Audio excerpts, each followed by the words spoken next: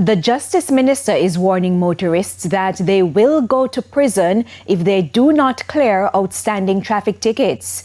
Delroy Chuck was speaking at a church service today to celebrate the 4th anniversary of the Justices of the Peace Association of Jamaica in Portmore, St. Catherine. He says the measure is in keeping with the plans to reduce indiscipline on the road. But those who are engaged in this indiscipline on the road feel that they can get away with the wrongdoing and the indiscipline, I beg you, cut it out. Your days are numbered. Those warrants will be served. And unfortunately, many of you will occupy St. Catherine District Prison for a while.